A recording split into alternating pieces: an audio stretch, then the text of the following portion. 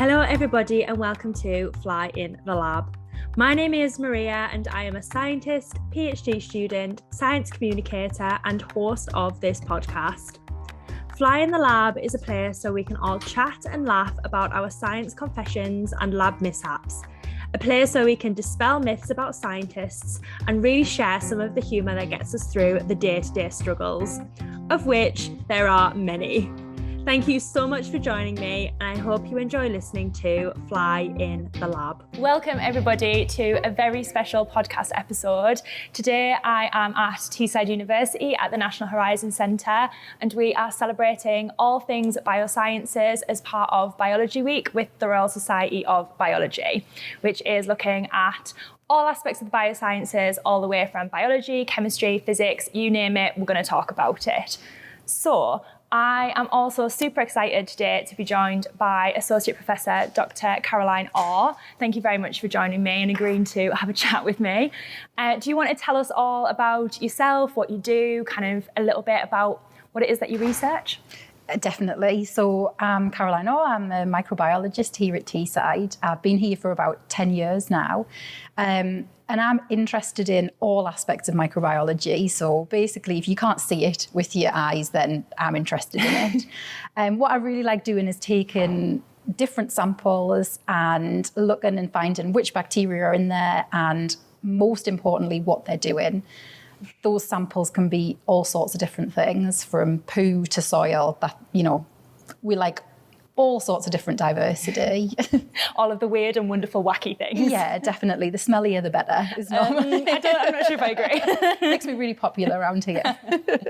So yeah, you said that you cover like lots of different kind of aspects of microbiology. Is that kind of what you like to do then? Have kind of like a finger in lots of different areas? Definitely. I think you can, as a scientist, you can go down two different routes. You can become kind of an expert in a particular application, or you can look at things more broadly. And when I started my studies, I only looked at one particular aspect of science, but really what I was doing is learning a suite of techniques that I can apply to lots of different situations. So we've looked at kind of preterm infant baby guts, we've looked at archaeological sites, industrial processes, all sorts of different things. And on the outset, you don't kind of know what connects all of those things, but really, your expertise in a particular method allows you to do that, and it keeps things really interesting and exciting.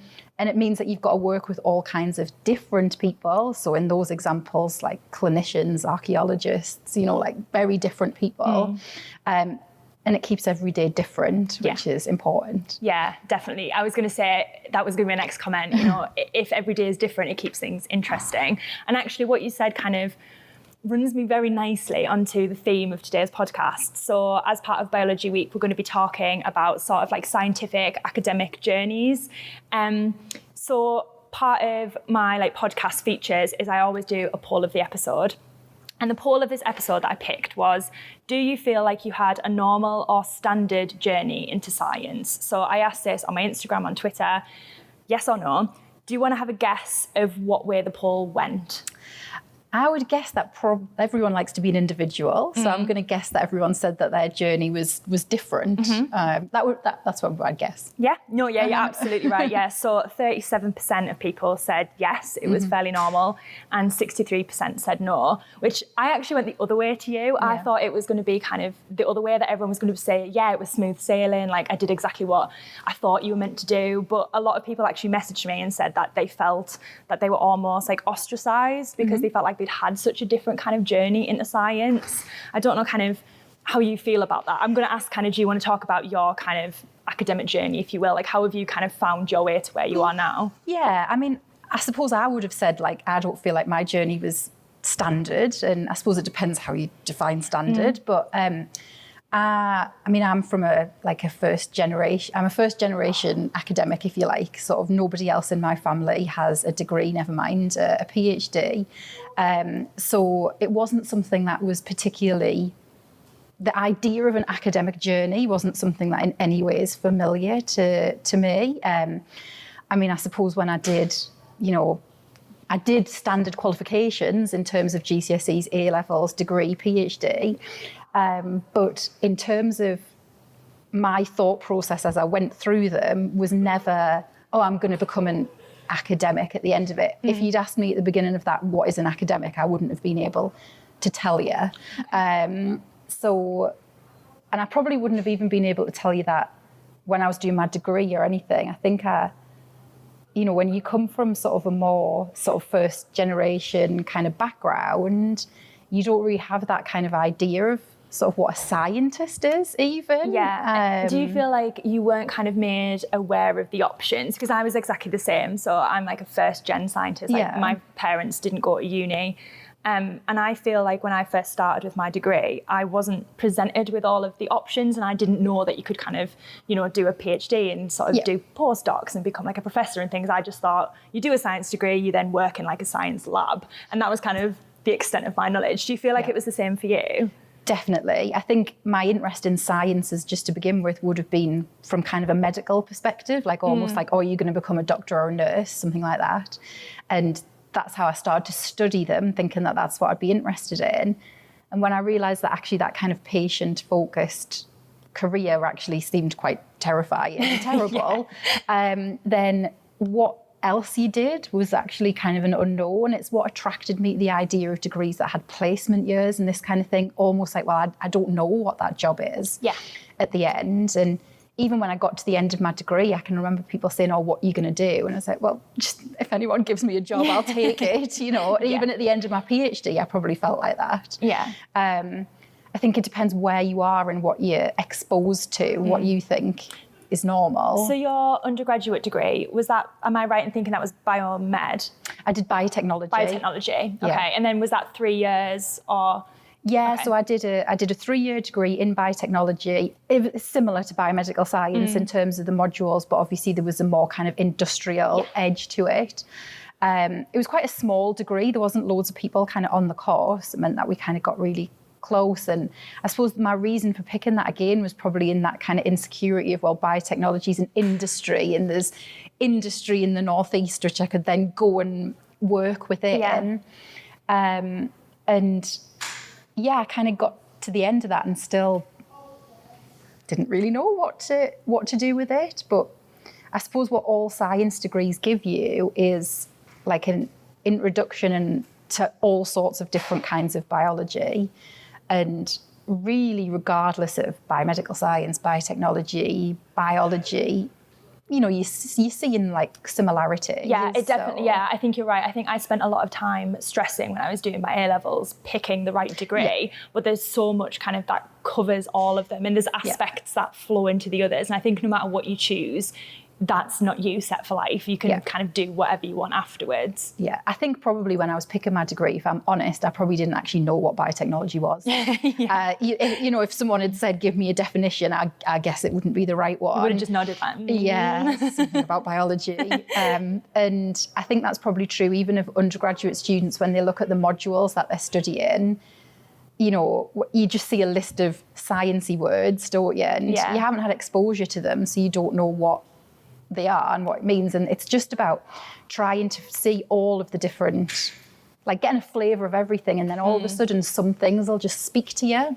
And it's not normally the things that you think are going to speak to you. Yeah, I totally understand that. And equally, I think on the flip side of that, sometimes it tells you what you might not want to do. Yeah. So you were talking about placements before, and I did a placement year in an NHS hospital lab.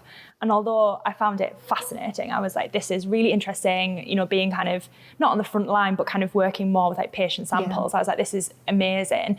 But then when I kind of reflected on whether or not I could see myself doing that in the long run, I was like, probably not. And it was kind of almost like a bit of a tick box to say, well, I've done this, I know this isn't what I want to do, what can I then kind of look at? Yeah, definitely. I think everyone goes through that process where you kind of think, certainly I did the same with the patient facing thing. But then also, I suppose you start to think of these ideas of lab work being something that you do really kind of in isolation almost instead. And actually that's completely not the case as well. Like you work with loads of different people.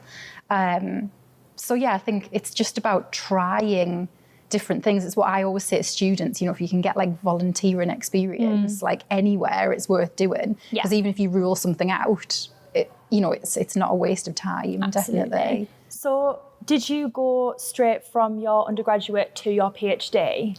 I did, yeah.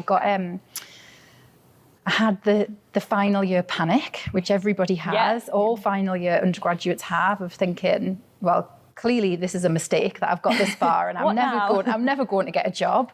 And I started looking at kind of places where I might get employment. If I'm honest, I just sort of was like scattergun applying for like anything that came up, and I started chatting to my program leader at the university, and what I was really asking him about was I'd seen these PhD opportunities at a different university. I was thinking about applying for them, but there was just this massive confidence thing of like, really? Is this for me? Yeah. This sounded interesting. I had, I was going to have a degree. I knew that I was going to get, a pretty good degree classification. But you still just have that doubt of, no, PhDs are for people who know what they're talking about, and I'm never that guy. Yeah. So I went to him more for just advice on, I suppose, will you be a reference for me to go for it? And also, what do you think? And he was absolutely great. And not only did he kind of encourage me to go for those, but also upon realizing that I was interested in doing a PhD, if I really even was interested in doing a PhD, I don't think I really knew what one was. He told me about a whole load of other opportunities as well. And I think that's such a big thing around science, is that talking to people is so important, because those opportunities often do come from conversations. Absolutely. Rather than application forms and websites. It's almost kind of who you know and who they know, who they can kind of put you in contact with. Yeah, absolutely. Yeah. I totally agree. Yeah. Well, in light of that then, you've sort of spoken about your academic journey. My personal favourite part of the podcast is asking guests what their kind of scientific or academic kind of confessions are. And I did speak to you before this and said, please make sure you have one. So do you have a confession about your degree or kind of your PhD, your journey so far? So I suppose my confessions are, when you asked me about this, I thought about it and I thought I'm going to have absolutely no problem in telling Maria all of the ways that I've kind of humiliated myself along the years, because I think you've got to kind of get that thick skin, haven't you? Of you're going to make mistakes and things are going to go wrong. But my confessions really are around my just general kind of scatterbrain nature when it comes to lab work. Right. And I'm always making mistakes, which, as you know, in lab work can sometimes be quite costly, can also sometimes be dangerous.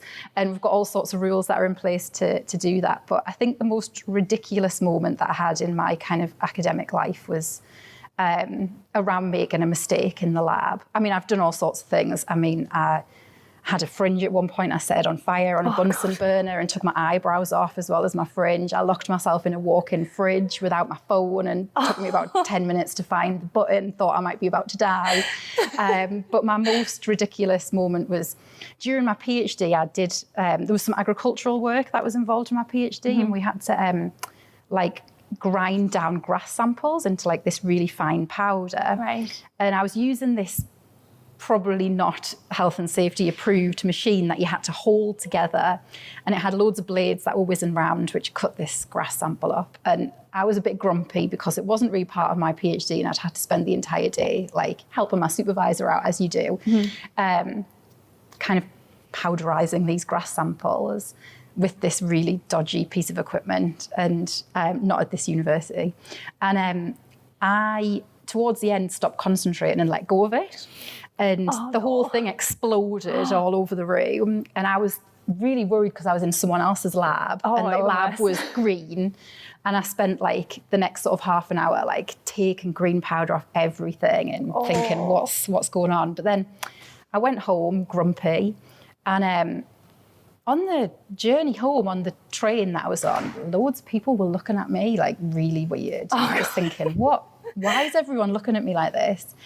And I got into my car at the end of the journey and sneezed and touched my nose and looked at my hand, and it was bright green. And And I'd actually got on the metro, the little train, covered in this really fine grass powder. So I was completely green, apart from where my safety glasses had been that I'd taken it off. And that's why everyone was looking at me like an idiot, because I was bright green. Oh, it's sort of, I'm imagining sort of like a really dodgy green spray tan. Yeah. That's like exactly what I've got in my head. Like powder green, like I looked like one of the Teletubbies or something. And I don't know if you've ever, probably not, tried to wash grass powder off your skin. Funnily enough, no. But it stains quite nicely. So I was a nice shade of green for about 3 days after that. That's probably the worst thing that I've done in the lab. That's impressive. I almost want to like applaud you for how bad that is. That's just next level. Nobody was injured. I mean, that's always good. Yeah, I'll never share those sorts of confessions. I think, so whenever I'm talking to students, like be it PhD students or undergraduate students, about things that have gone wrong in a lab, it's normally because I've done it. I think that's always good. And I think it's always, I mean, like whenever I do outreach with like primary school kids, it's always one of the first questions, like, what have you blown up? What have you smashed? Yeah. What have you broke? And I think they're like some of the best stories. Yeah. For anybody who doesn't know, Caroline is actually one of my supervisors for my PhD. So I will not be sharing any confessions about mishaps in the lab. But it all works first time, I was just that good. But I do want to share a confession just to sort of make you feel better that like, you know, we all do things. And mine is kind of related more to like scientific journeys. So I make no kind of secret of the fact that I failed a module in my master's, and it was developmental genetics. And I remember in the first day of this like lecture, and the professor said, this is like really great, like you're going to really love it. I have 100% pass rate and nobody's ever failed my exam. You know, you're going to have a really great semester. And I found it probably the most difficult thing I've ever done. In hindsight, I think I didn't have enough kind of genetics knowledge to back it up, which is not great considering I now do a genetics PhD, so we'll overlook that. But when I failed the exam and I had to go and see him, and I realised that I'd ruined his perfect 100% pass record that he'd had for like 10 years, and he just looked absolutely gutted. And I was like sat there in his office crying my eyes out, sort of trying to apologise for ruining his like track record. And he was fuming. He was so angry. Well, I think he was more sort of just like a bit sort of like, oh, I can't say that anymore. And I was so upset that I just like couldn't breathe, and I was like blowing like bubbles of snot in his face. It was not my finest moment. But if that professor is listening to this podcast, which I really hope he's not, I'm sorry.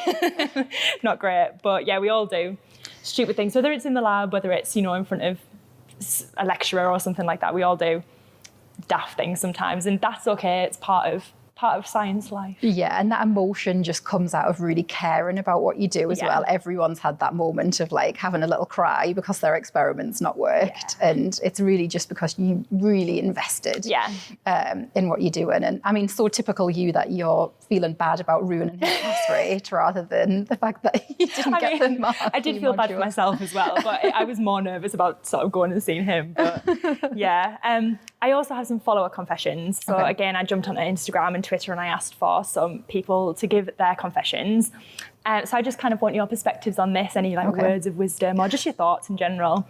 So I failed my first year in undergrad, which was biological sciences, and I changed my degree to ecology and have since consistently failed quite a few exams. I really want to do research, but I'm worried that I just won't get there.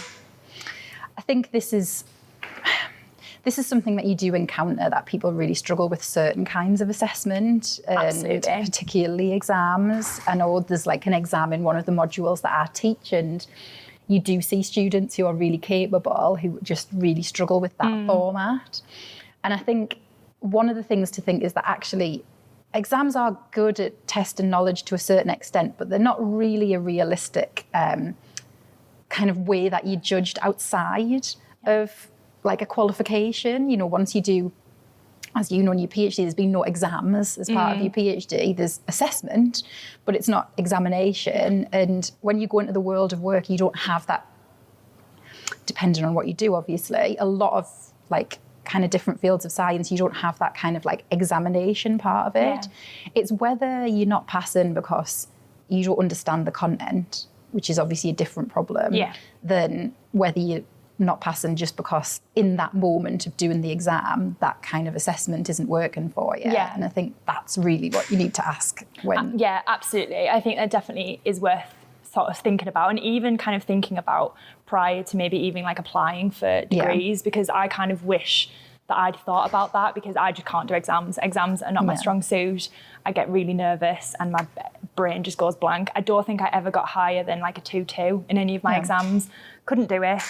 And I wish now, looking back, I'd applied for university courses that were maybe more like coursework based, or even didn't put as much kind of emphasis on kind of those exams. And not that it matters, you know, like I managed to get into a master's degree and like I'm here now and that's fine, it is what it is. But yeah, I think that's definitely a good point. Like think about kind of where your strengths are and kind of play to that. You need to find that opportunity to practice as well. I mean, at the moment, we've got a whole generation of students who've not done exams because of COVID. Yeah. And certainly I'm seeing that with students coming through this year where, you know, they're going to have to do exams and it's actually the first time that they've had to do them. And that's really scary. Yeah, that's awful. So it's finding places where you can have that practice and where you can get support in that style, and kind of good personal tutors and good libraries should give you that opportunity to practice that kind of assessment, definitely. Yeah, and as you say, there's always people who you can speak to. There's always people who you can seek support from, whether that's kind of your supervisor, your tutors, just a lecturer that you might click with. Like there's always somebody to talk to about maybe where you're going wrong and how you can combat that. Yeah, definitely. Very good words of wisdom there. So the next one is, I got my PhD position after the person who was awarded it dropped out. I feel second best and really doubt myself. Oh, that's a tough position to be in, isn't it? I mean, I suppose we're all in the position that we're in because we were the best person for on the day, and you never normally know, I suppose, you know, what other things have gone around that. I mean, really what you've got to think is they dropped out for a reason and you don't know what that is.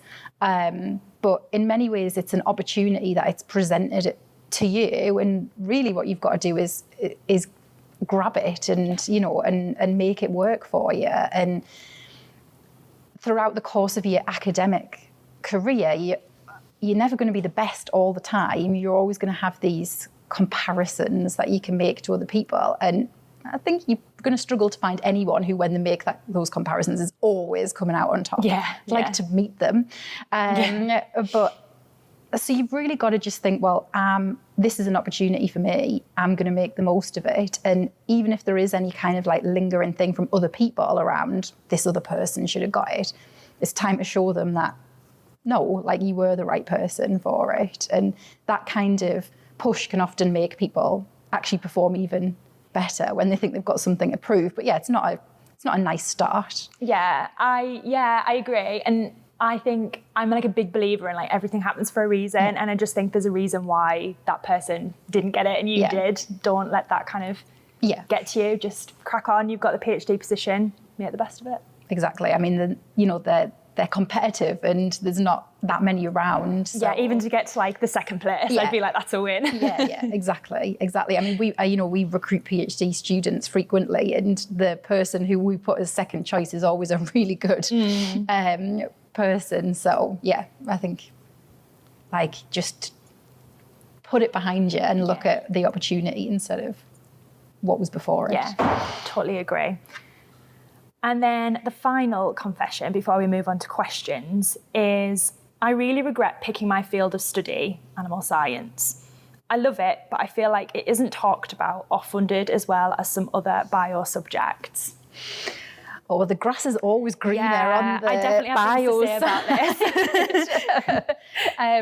I mean, I would probably say animal science, of course, that's a funded area. You know, you'd be able to get opportunities there. But I get that. I think, like as I was saying, I kind of do research in lots of different areas. And while you're focused on one, you always think, oh, maybe I should go to the other one because there's more funding opportunities in that or whatever. But in reality, every field has its challenges, its pros, its cons. And while you're in it, you always see the cons more than you do the advantages to it. But I mean, I suppose one of the things I would say is if you really just genuinely feel like maybe this isn't for me and I've got more interest elsewhere, then as we were saying right at the beginning, like science has the ability to be so broad that you can always make yourself into that person that you don't think you are at the moment, but by kind of, getting a few other opportunities, you can get to that point. But also on the flip side, if it is what you're really interested in, that's the key. Yeah. Like you don't see any successful scientists who aren't really sure whether they like what they're doing or not. Yeah, absolutely. Successful scientists love what they're doing and they're really passionate about it. And if that's you about a particular field that you think is quite niche, own it and make it your own. That's what you need to do. Yeah, that's what I was going to say. I was going to say if you feel like your particular scientific topic or area isn't being talked about, then like make those opportunities, like start talking about it, like do things like set up a podcast, set up a blog,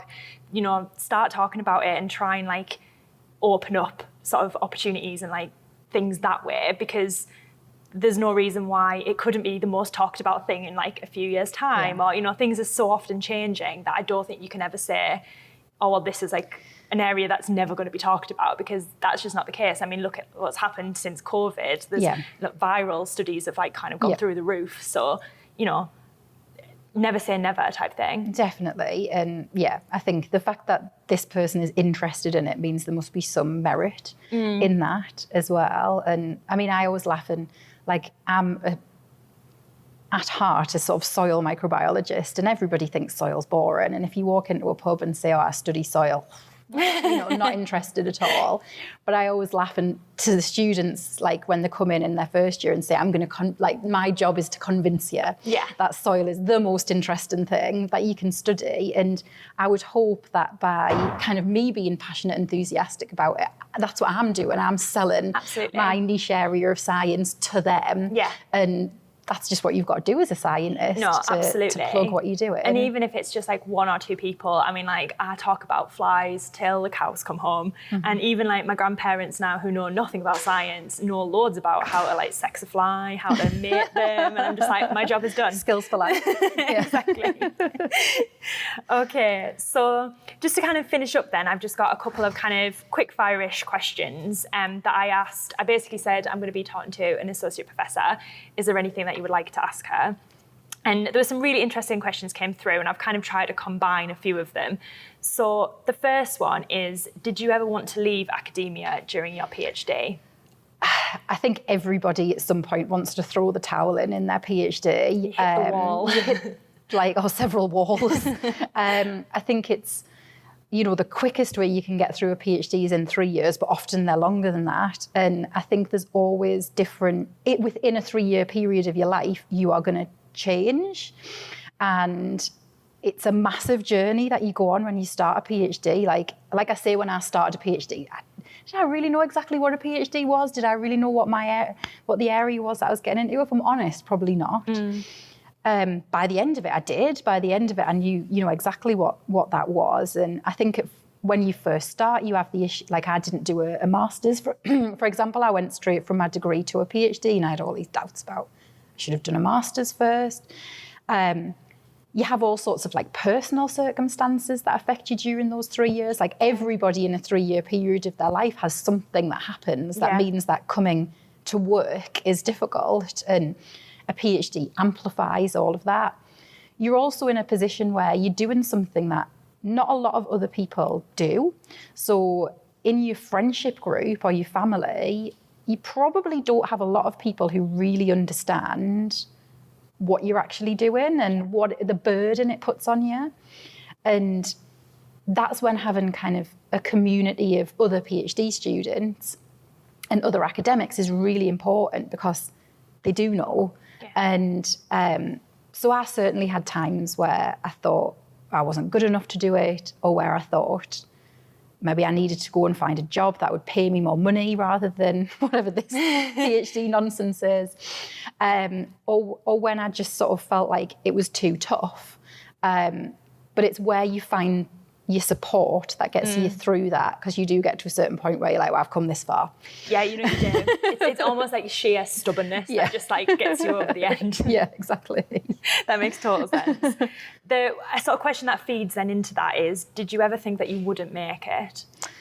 Every day. I mean, what's making it? Do you know what I mean? This is making it. Have I made it? I don't think so. Like, you know, you kind of stumble through your job, whatever it is that you're doing, and every day you hopefully achieve something, and every day you've hopefully achieved a little bit more than you've kind of seen fail miserably.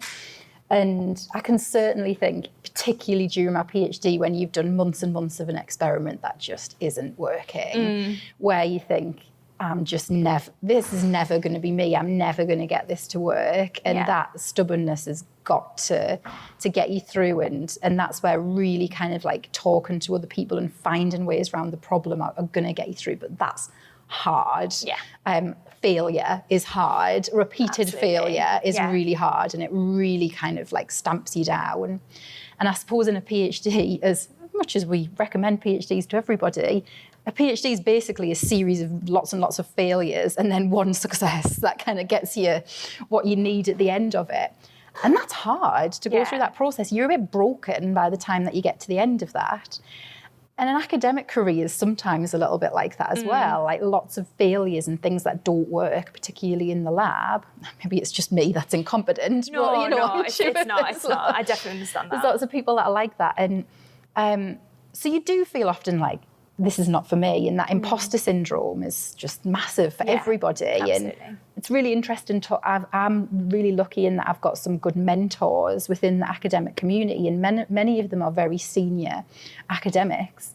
And that imposter syndrome doesn't go away. They all feel like that. That's so interesting. You wouldn't think that far down the line it would. No, but you've got to fake it till you make it. That's what I always say. And so every day I'm faking that I know something about science, and one day I will know something about science. Well, you're doing a very good job of faking it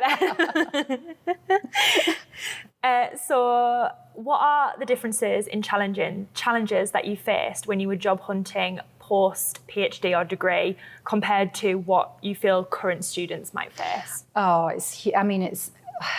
That's a really interesting question. There's been two particular times that I can think about kind of in my career where I haven't had a job and where I've been looking for one, and it's not a fun place to be.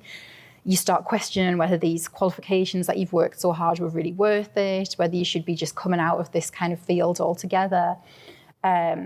Whether you should have done something that's more applied, you know, all these different things. And it is really about kind of like chipping away at those opportunities and always saying yes to any opportunity, because, you know, I've got this job basically because I took a part-time maternity position, which probably lots of people wouldn't have done because it wasn't very secure. I've been here 10 years because they couldn't get rid of me, you know, so it's thinking about opportunities like that. But certainly it's become different, I would say. There's been a bit of a surge in jobs in science related to COVID. Yes, yeah. But often they're quite short term. Yeah. Temporary things. And that's a challenge if you've got a family, if you've got caring responsibilities, if you just want to pay your bills, you know. And there's lots of challenges around that. But I think if you're the right person, you'll find that opportunity. It's just about kind of sticking it out at it, and sometimes looking at like a bigger field, a bigger location kind of area to begin with, because you can always go back home when you find the right position. No, that's really solid advice, and I agree that was a good question that you answered very well. So that brings us to the end of the questions, but I am going to throw one at you now that I just as you were talking, I was like, I'm going to have to ask you this. What do you feel like is your like proudest achievement to date? I mean, that's a bit of a question, isn't it? I was really proud to get the associate professor position. And I was asking that because I remember seeing a photo of you and your mum on your Twitter, and it melted me completely. I thought that's so lovely that like she's proud of you and you're like super proud of this achievement. So yeah, I mean, I got this position a few months ago, and you're right, on Twitter I put a photograph of me and my mum saying like this is a shared achievement in lots of ways, because So I've got 2 young kids. So I've got a 5-year-old and a just turned 2-year-old. And so I've had 2 maternity leaves in the past 5 years. I've worked part-time, I've worked flexibly, I've done kind of all sorts of different kinds of working. Because to me, I didn't want to be that like mum who was never around. Like yes, I love being a scientist, but it's not my first job. Yeah. My first job is looking after them. And finding an employer who really respects that and works around it, like, is such a benefit to me. I work completely flexibly, and it means that I'm able to work alongside looking after my kids. Yeah. But when I started doing that, and do you know what, if I'm honest, it was me that thought this, it wasn't other people. I thought, okay, when you have kids, you take a step back in your career and you don't move forward. And to get associate professor with COVID, with the 2 young kids, with everything that goes with that, like, to me, that was a massive achievement. Yeah. And not just an achievement for me, but an achievement for my mum and my husband and, all the people, that village that looks after the kids as well as I do, and who supports me. Because, going back right to the beginning of what we were talking about, my mum didn't know what a PhD was or a degree was when I started on that, and I've dragged her along too. And I think being able to share that, it's a proud moment. Yeah, totally. But I think as well, it's a proud moment for anybody who is in science and who has a family or is looking to have a family, that, you've shown that it is doable. Of course it is. And it's only us that think that it isn't, and when you look at kind of the modern day academic, they do have kids, you don't have to not do that to be successful. And it gives a whole different perspective on what you're doing and a different kind of resilience. So it's important to be able to do that alongside your job, definitely. So I'd like to say congratulations again for that post, and thank you again for joining me today on the podcast and sharing all things about your career, your academic journey, and like your research interests.